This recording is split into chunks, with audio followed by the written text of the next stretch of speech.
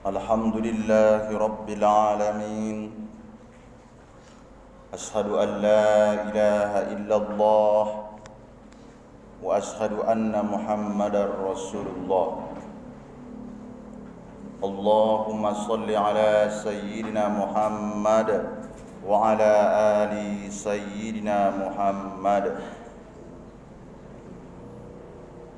أما بعد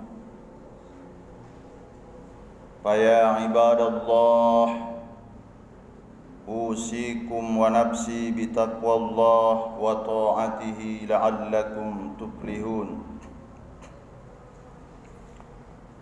قال الله تعالى في كتاب الكريم أعوذ بالله من الشيطان الرجيم بسم الله الرحمن الرحيم يا أيها الذين آمنوا اتقوا الله حق تقاته ولا تموتن إلا وأنتم مسلمون صدق الله العظيم.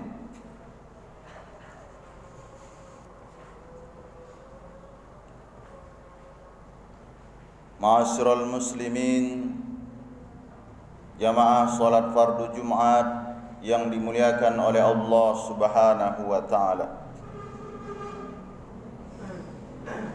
Tiada kata yang paling indah selain ucapan syukur alhamdulillahi rabbil alamin. Hari ini hari Jumat, Sayyidul Ayyam, pimpinan hari dalam sepekan. Allah pertemukan kita kembali di tempat yang dimuliakan oleh Allah Subhanahu wa taala, di masjid. Pertemuan kita kali ini pertemuan dengan orang-orang mukmin yang soleh. Masih kelihatan dari wajah-wajah saudara kita ketika masuk ke tempat ini, ke masjid ini, dalam kondisi berwudu. Min asaril wudu, pancaran wudu itu masih bisa kita lihat. InsyaAllah rangkaian nikmat ini akan kita gunakan, akan kita bawa taqarruban ilallah, mendekatkan diri kepada Allah Subhanahu wa taala dengan cara melaksanakan salat fardu Jumat secara berjamaah. Tentunya harapan kita bahwa Jumat kali ini adalah Jumat yang terbaik di antara sekian banyak Jumat yang sudah kita lewati. Amin ya rabbal alamin. Bersolawat kita kepada Rasulullah sallallahu alaihi wasallam biqaulin Allahumma salli ala sayyidina Muhammad wa ala ali sayyidina Muhammad. Assalamu alayka ya Rasulullah, assalamu alayka ya Nabi Allah, assalamu alayka ya sayyidal anbiya wal mursalin. Kita berharap kita yang hadir di sini diakui sebagai umat Rasulullah sallallahu alaihi wasallam. Harapan kita, sudilah nanti kiranya baginda Rasulullah sallallahu alaihi wasallam memberikan syafaatnya untuk kita semua pada hari yauma la yanfa'ul malu wala banun illa man atallaha biqalbin salim. Pada hari tidak ada lagi gunanya pangkat dan kedudukan, anak yang banyak, selain orang yang datang kepada Allah Subhanahu wa taala biqalbin salim, dengan hati yang selamat, dengan hati yang pasrah, dengan hati yang menyerah kepada Allah Subhanahu wa taala. Adapun judul khutbah pada kesempatan kali ini yaitu hikmah berkurban. Ma'asyiral muslimin, jamaah salat fardu Jumat yang dimuliakan oleh Allah. Sekarang tanggal 3 Zulhijjah, berarti kurang lebih sepekan ke depan, insyaallah tepatnya pada hari Jumat, kita akan melaksanakan Idul Adha, kembali berkurban. Hari ini sungguh sangat luar biasa, hari raya umat Islam. Kenapa dikatakan luar biasa? Karena banyak sekali fadilah-fadilah, keutamaan berkurban. Pertama yaitu mengenang dan mengikut apa yang dilakukan Nabi Ibrahim alaihi salam terhadap putra tercinta beliau Ismail alaihi salam. Yang kedua, hikmah berkurban meringankan beban fakir miskin minimal pada tanggal 10, 11, 12, 13 Zulhijjah. Ada sebahagian di antara saudara-saudara kita, mohon maaf, yang latar kehidupannya di bawah garis kemiskinan. Bisa saja mereka tidak pernah menyentuh ataupun mencicipi daging di hari tersebut. Insya Allah mereka menjadi skala prioritas umat Islam untuk memberikan daging hewan kurban. Ketiga, hikmahnya, hari ini dikenal dengan hari makan minum.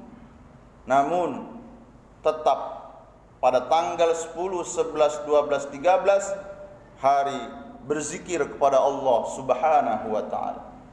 Beda Idul Fitri sama Idul Adha. Kalau Idul Fitri setelah khatib turun dari mimbar tidak ada lagi kalimat takbir, tahmid.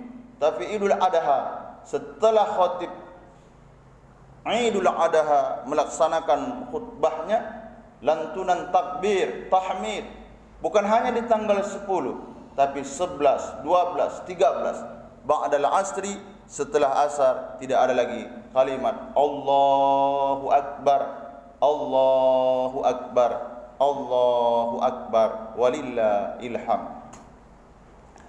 Ma'asyiral muslimin, jamaah salat fardu Jumat yang dimuliakan oleh Allah Subhanahu wa taala. Hikmah yang pertama yaitu mengenang perbuatan Nabi Ibrahim alaihi salam. Cinta kita sama Nabi Ibrahim, ya. Sayang kita sama beliau, ya. Bahkan nama beliau disandingkan dengan nama Nabi Muhammad sallallahu alaihi wasallam, yang jaraknya, rentang waktunya cukup jauh sekali. Setiap kita bersolawat dalam solat, kita sebut nama Nabi Ibrahim setelah nama Nabi Muhammad sallallahu alaihi wasallam. Allahumma salli ala sayyidina Muhammad wa ala ali sayyidina Muhammad kama sallaita ala sayyidina Ibrahim wa ala ali sayyidina Ibrahim. Bagaimana Nabi Ibrahim? Abun rahimun, bapak yang penyayang, bapak yang sangat perhatian kepada anak-anaknya. Dalam usia sangat renta, menurut ilmu medis, beliau tidak akan dianugerahkan anak. Di usia renta tersebut, beliau tetap berdoa, Rabbi habli minas solihin.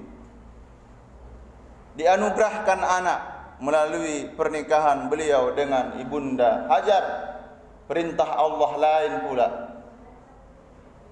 Tolong asingkan, tolong jauhkan, hijrahkan istri dan anakmu. Istri yang soleh hanya sekedar menanya, ini perintah siapa? Perintahmu sebagai ayah atau perintah Allah Subhanahu wa ta'ala? Perintah Allah. Tak sanggup istri menolak kalau perintah itu perintah Allah Subhanahu wa ta'ala. Di mana tempatnya? Kita tak sanggup. Biwadin ghaira dzi zara'in. Di satu lembah. Lembah itu tidak tumbuh rumput. Jangankan rumput, lumut pun tak mau. Kenapa? Karena kering kerontang.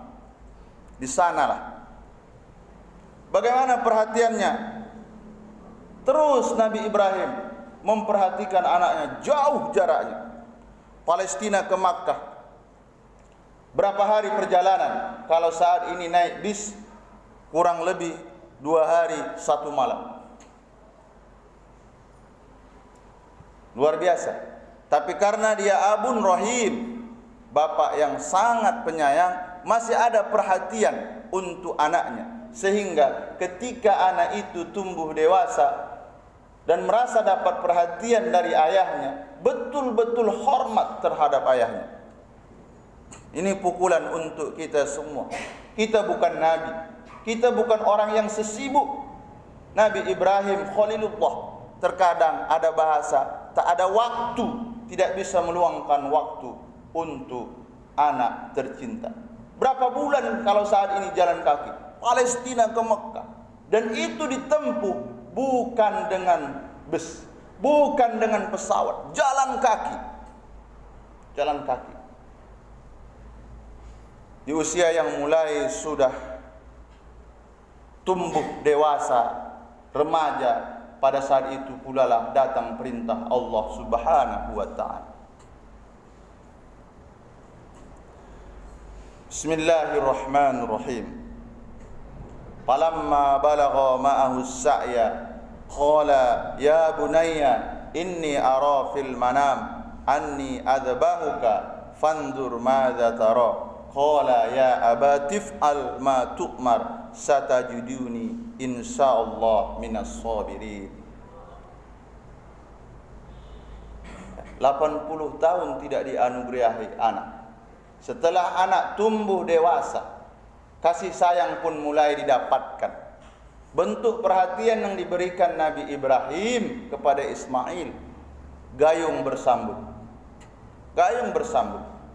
Mari kita lihat dalam surah Al-Baqarah. Wa idh yarfa'u Ibrahimul qawa'ida minal baiti wa Ismail Rabbana taqabbal minna innaka antas sami'ul alim. Bagaimana perhatian anak kepada ayahnya ketika bangunan Ka'bah itu runtuh, Nabi Ibrahim membangunnya. Pada saat itu Ismail tidak mempunyai kekuatan yang penuh, masih anak-anak. Tapi karena didikan ayahnya, tergopoh-gopoh ia bantu ayahnya. Ia bantu.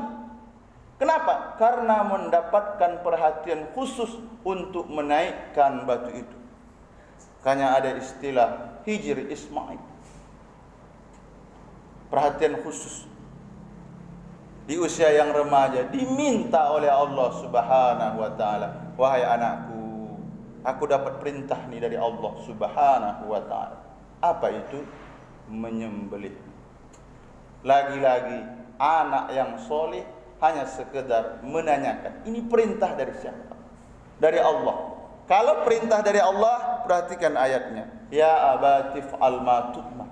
Wahai ayah tercinta, andai ini, perintah ini dari Allah Subhanahu wa ta'ala, tolong disegerakan. Jangan dilama-lamakan ayah. Nanti engkau akan dapati aku termasuk orang-orang yang sabar. Ketika penyembelihan itu mau dilaksanakan, Ismail mempertanyakan, ayah izin, nanti kalau ayah mau sembelih saya, tolong ikat tanganku, tolong ikat kakiku sekuat-kuatnya. Agar apa? Agar aku tidak merasakan kesedihan, sakit yang begitu mendalam. Apalagi permintaan, ini baju.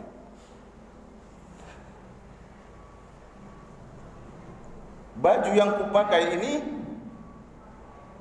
mohon dibuka. Kenapa? Karena aku ingin ketika ibu nanti melihat, ia rindu kepadaku, ia bisa memeluk baju ini. Aku tak tega kalau seandainya ibu mencari diriku dan ia tidak menemukan tanda-tanda. Pesan yang sangat singkat dan sederhana. Apa yang dilakukan Nabi Ibrahim? Ia laksanakan perintah Allah Subhanahu wa ta'ala, dan ia laksanakan apa yang disampaikan oleh Allah. Akhirnya Dijawab oleh Allah dalam surah As-Saffat ayat 107. Wa fadainahu bizibhin azim. Wa fadainahu bizibhin azim. Maka Allah tukar dengan seekor kibas yang bagus. Jadi kalau selama ini kita mengucapkan Allahumma sholli ala sayyidina Muhammad wa ala ali sayyidina Muhammad kama shallaita ala sayyidina Ibrahim wa ala ali sayyidina Ibrahim. Buka mata hati kita. Pantaskah kita dikatakan seorang ayah tapi tidak punya waktu khusus, tidak punya perhatian khusus, tidak memberikan kasih sayang khusus untuk anak-anak kita? Kita katakan, kita berjuang untuk Muna. Kita ini bekerja untuk Muna, bukan hanya sekedar memberi makan, bukan hanya sekedar menyekolahkan. Berikanlah perhatian khusus itu, agar solawat yang kita baca kepada Nabi Muhammad yang disandingkan kepada Ibrahim tidak hanya sebatas lipstik, pemanis bibir, pemanis bahasa, tapi kita juga ingin sebagai bapak yang menjadi contoh, yang menjadi imam untuk istri dan anak-anak kita semua. Fa'tabiru ya ulil albab la'allakum tuflihun.